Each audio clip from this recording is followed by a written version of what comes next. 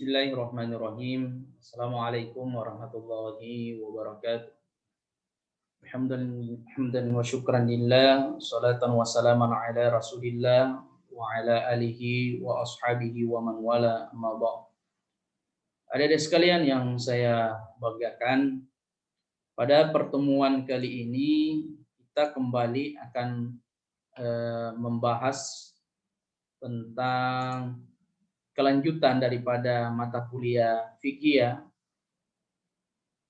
Dan mungkin sebelumnya saya akan share dulu materinya.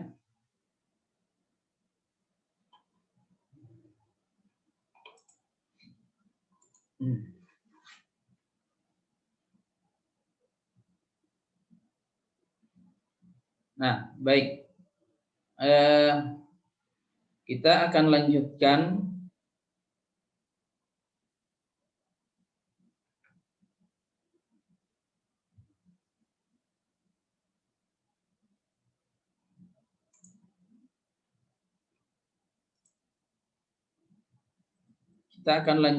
di materi yang kemarin tentang tanda-tanda orang yang sudah balik ya. Saya screen ya. Faslun, sebuah pasal fi alamatil bulughi, yakni tanda-tanda orang yang balik.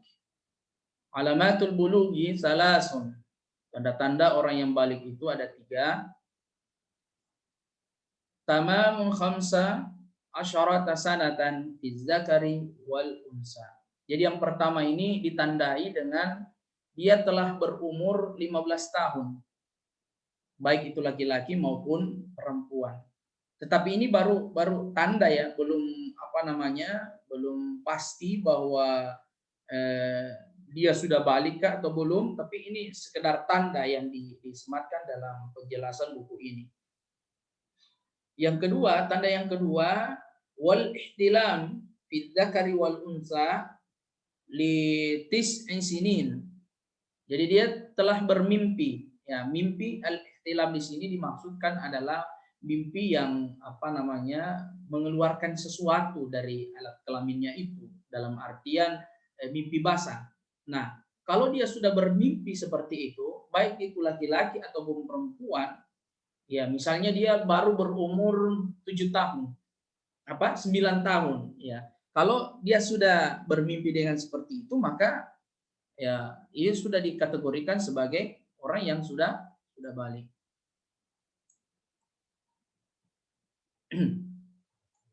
Nah, berikutnya, tanda yang berikutnya, wal khaidu wal haidu min fil unsa litis isinin. Ya, ini khusus, tanda khusus bagi bagi seorang perempuan ya, di mana ketika datang tamunya, atau biasa bahasa kasarnya sementara haid ya, itu bagi perempuan sudah masuk dalam kategori balik. Jadi itu biasanya terjadi pada usia 9 tahun. Kira-kira kalau 9 tahun itu ya ibaratnya kelas 6 SD lah. Nah, ini antara lain 3 tanda yang menandakan bahwa dia telah balik. Nah, kalau dia telah balik berarti jatuh kepadanya persoalan-persoalan hukum. Seperti misalnya dia tidak boleh lagi, ya harus sholat, harus puasa, harus kerjakan hal-hal yang lain yang berbau ibadah, dan itu sudah dinilai berdosa dengan berpahala. Berikutnya, faslun, sebuah pasal, syurutu ijza'il hajari fil istinja. Nah, ini syarat-syarat bahagian daripada mengambil batu untuk beristinja. Ya, istinja ini istilahnya cebok ya, kalau buang air besar. Gimana sih syarat-syaratnya? Syurutul ijza'il hajari samaniyatun. Ini ada 8 syarat-syarat. Kalau mau pilih batu yang bisa kita pakai untuk istinja, ini syaratnya 8. Yang pertama, ayyakuna bisalasati ahjari. Ya, ini hendaknya memuat ada 3 jenis batu yang dibolehkan ya. Wa ayyud yunkiya al-mahalla. wa alla yajiffa al-janasu.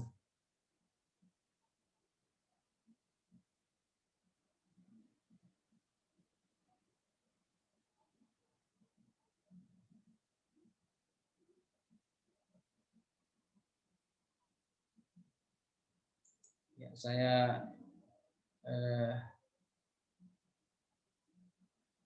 ini dulu ya. Nah, secara garis besar yang disebutkan dalam sebuah pasal ini adalah ketika ingin beristinja dengan batu itu tidak boleh ambil asal-asalan batunya. Ya, harus cari ya batu yang agak halus. Ya, saya baca saja secara umum ya supaya lebih gampang dipahami. Ya, batunya itu tidak boleh kasar. Jadi cari permukaannya yang agak halus, ya mungkin seperti ini ya. Jadi dia agak halus seperti apa namanya? Sehingga ini enak dipakai ketika dimasukkan ke dalam lumpur itu. Nah, tapi kalau dia batunya runcing atau apa itu dikhawatirkan jangan sampai apa namanya tempat keluarnya hajat itu bisa cedera atau luka. Jadi harus dipilih batu yang bagus. Ya, terus batu itu tidak mengandung najis. Ya.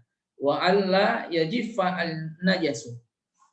Ya, dan tidak boleh mengandung najis. Misalnya batu itu bekas apa? Ada tai ayam kah di situ atau tai sapi itu tidak boleh. Itu harus disucikan dulu itu batu. Atau cari memang batu yang tidak terkontaminasi dengan apa namanya benda-benda najis seperti tai dan lain sebagainya.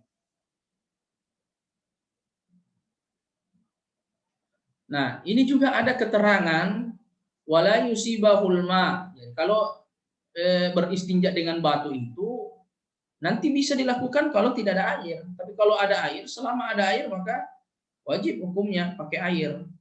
Nah, hal ini dilakukan kalau memang di daerah itu sulit mendapatkan air, maka solusinya adalah istinja. Wa ayyakunal ahjaru thahirah. Ya.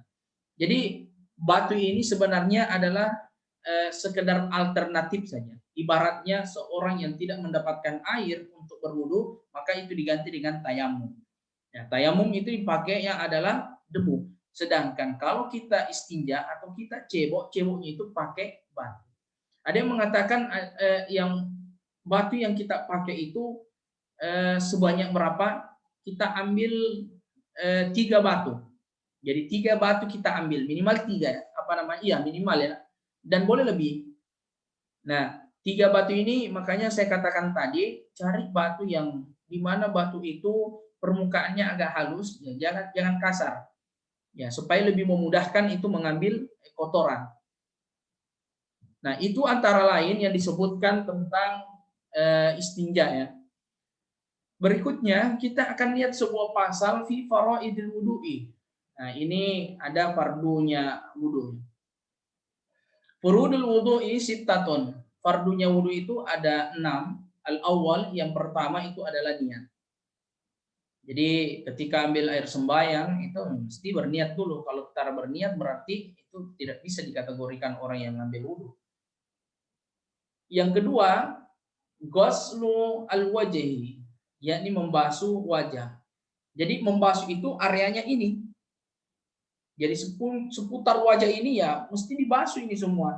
Jangan hanya setengah, apalagi kalau ambil air sembahyang baru seperti ini. Nah, itu tidak boleh, tapi harus seluruh wajah ini harus kena. Ya, makanya diratakan dengan rapi ketika dibasuh wajah. Nah, ada juga yang mengatakan begini. Ketika ingin berniat, berniatlah ketika kita membasuh wajah. Karena disitulah mulainya proses ambil air sembahyang. Kalau mencuci tangan itu bukan daripada wajibnya wudhu. Ya, itu sunnah saja. Ya. Dan wajibnya wudhu itu adalah membasuh muka.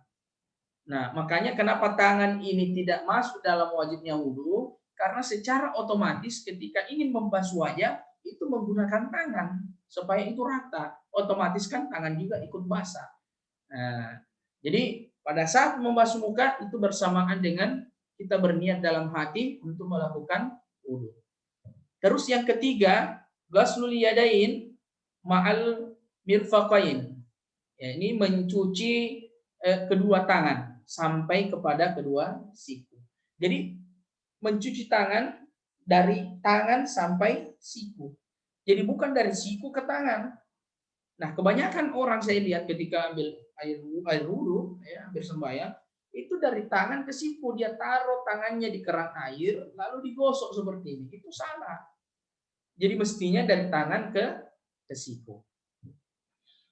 Kemudian, arabi yang keempat, mashu syai'in minar ra'si. Nah, membasuh sebagian daripada dari rambut. Ada yang mengatakan sebagian, ada yang mengatakan seluruh rambut bisa dibasahi. Jadi caranya ambil air, dikasih begini, baru dikasih kembali lagi seperti ini. Nah, itu caranya. Ya, boleh juga kalau misalnya terbatas airnya, ataukah misalnya dia pakai hijab kah, pakai jilbab kah, atau pakai kopiah lupa taruh di gantung gitu kopiahnya, itu boleh pakai air cuma di depan-depan rambut saja sedikit. Ini seperti itu ya. Berikutnya al-khamis, yang kelima, ghuslur rijlaini ma'al ka'baini. Jadi membasuh atau mencuci kedua kaki sampai mata kaki. Jadi batasnya itu mata kaki. Nah, tetapi lebih amannya boleh lewat dari mata kaki. Ya, biasanya saya kalau wudhu itu ya saya kasih sengaja memang kasih lewat. Bahkan sampai betis. Ya, kalau sudah sampai betis otomatis kan mata kaki sudah hilang kekhawatiran untuk jangan sampai mata kaki ini tidak kena. Nah, padahal batasannya itu sampai al-ka'bain, dua mata kaki. As-sadis yang keenam, ya tertib. Ya, jadi mulai dari urutan niat sampai kepada mencuci kaki itu harus ditertibkan. Jangan yang pertama membasuh tangan dulu, setelah membasuh tangan, yang membasuh kepala, terus kaki, baru dia berniat. Itu salah. Nah, yang benar itu ini yang utama. Ya, mestinya tertib ini diungkapkan di awal, bahwa yang pertama itu harus tertib. Mulai dari niatnya, mulai dari membasuh wajahnya, tangannya, terus apalagi membasuh sebagian kepala atau rambut, terus kedua kaki. Nah, ini mestinya kata tertib ini ditempatkan pertama. Tapi karena ini adalah sebuah aturan fikih, ya sudah, kita ikuti aja. Nah, ini antara lain fardu daripada wudhu. Sekarang kita lihat berikutnya, finniyati wa tartib. Nah, gimana sih itu yang dimaksud dengan niat? Ya, apa sih tanda-tandanya bahwa kita ini sudah berniat? Nah, di sini dikatakan an-niyatu qasdus syai'i muqtarinan bi fi'li. Jadi niat itu adalah sebuah pekerjaan yang kita sengaja. Artinya memang kita sengaja.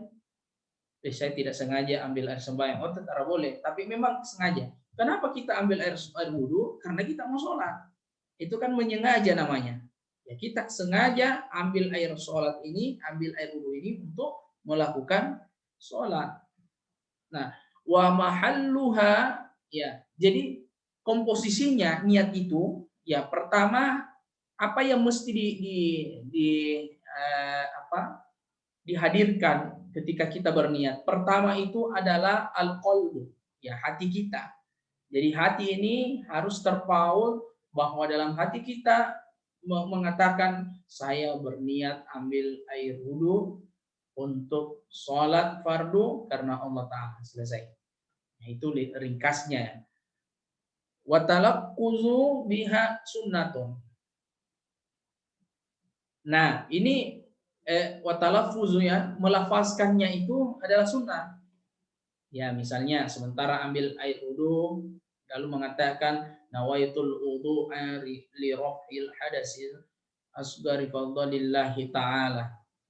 Ya, saya berniat ambil air wudhu untuk menghilangkan hadas kecil karena Allah Ta'ala.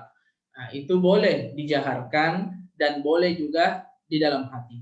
Tapi sebenarnya yang lebih idealnya ya kita ambil poros tengahnya saja. Artinya boleh bersuara tetapi jangan juga sampai mengganggu di samping kita. Jangan sampai kita fokus kepada niat bisa mengganggu orang di samping kita. Nah, jadi kecilkan aja suaranya. Itu gitu aja. Jangan terlalu besar. Wa waktunya. Ya. Kapan waktunya? Indal wasli awwali juz'in minal wajhi. Nah, jadi niat itu dilakukan ketika apa? Ketika mengambil air, ya. Ketika seperti yang saya bilang tadi, ketika mengambil air untuk dibasuhkan kita punya wajah. Disitulah kita berniat. Jadi kalau kita mengatakan di mana tempatnya niat, jadi tempatnya itu di hati, dan di mana waktunya? Waktunya itu adalah ketika membasuh wajah.